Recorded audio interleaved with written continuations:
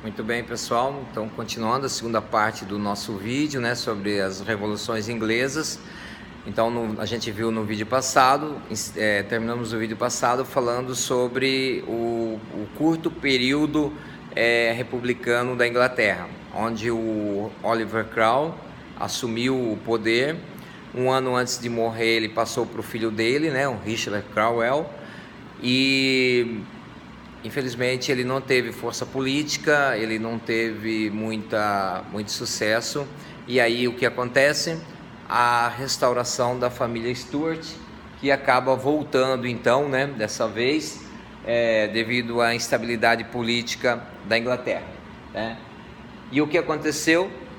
A república acabou, foi restaurado o parlamento e a monarquia novamente, então um rei, certo?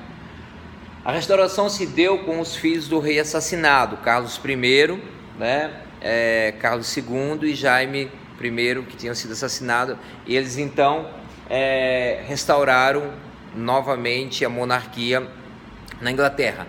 Só que eles não eram muito bem vistos, porque eles tinham sido criados na França e eles tinham amizade com os franceses e o catolicismo também, né?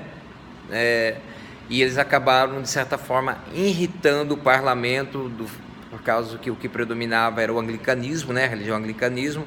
Então eles acabaram irritando os ingleses devido à amizade com os franceses, né? Lembrando da Guerra dos 100 Anos, né? Que França e Inglaterra foram inimigos durante muito tempo, certo? Aí, só que dessa vez o cenário mudou para a família Stuart. Dessa vez o parlamento tinha dois partidos, os Whigs e os Tories. Não sei se pronuncia assim, deve ser. Os Whigs era formada pela sociedade, né? A base era a sociedade burguesa, a religião era puritana e eles defendiam o parlamento, certo? Os Tories eram do lado da nobreza, a religião deles era anglicana e eles defendiam a monarquia.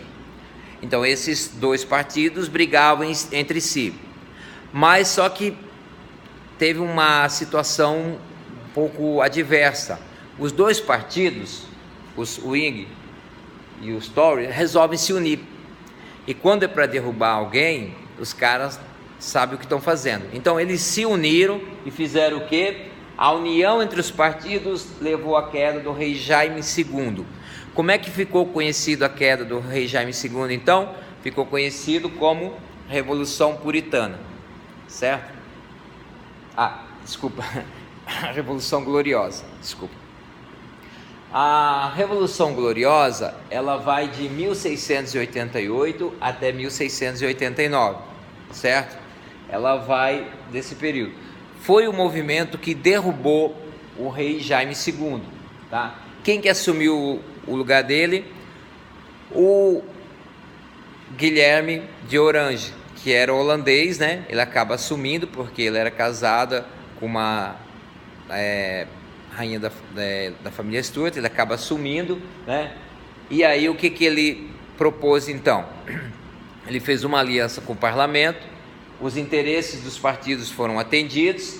Ele assinou a Declaração dos Direitos, o Bill of the Rights, né? Ele assina então. O que continha nessa Declaração dos Direitos? Ali dizia que ele ia cumprir as leis, ia votar tudo que o parlamento tivesse de interesse. Ele não ia criar impostos sem aprovação do parlamento, certo? Que ele ia convocar o parlamento periodicamente para fazer reuniões. Ele também, nesse documento, também dizia que ele ia entregar ao parlamento o controle das leis, dos ministérios, do tesouro e do exército. Então, ele usou de sabedoria, fez uma aliança com o parlamento, e aí a Revolução Gloriosa, então, ela se dada dessa forma, a partir do momento da queda do rei Jaime II, tá? Duas coisas interessantes que a Revolução Gloriosa deixou, dois legados muito interessante, né? Primeiro, o fim da monarquia. Então a Revolução Gloriosa ela vai acabar com a monarquia absolutista, né? O fim da monarquia absolutista. E segundo, ela vai ser as bases para a Revolução Industrial na Inglaterra, certo? Então fica aí o término da segunda parte do módulo 3 sobre revoluções inglesas. Valeu? Um abraço para vocês e bom estudo. Até mais.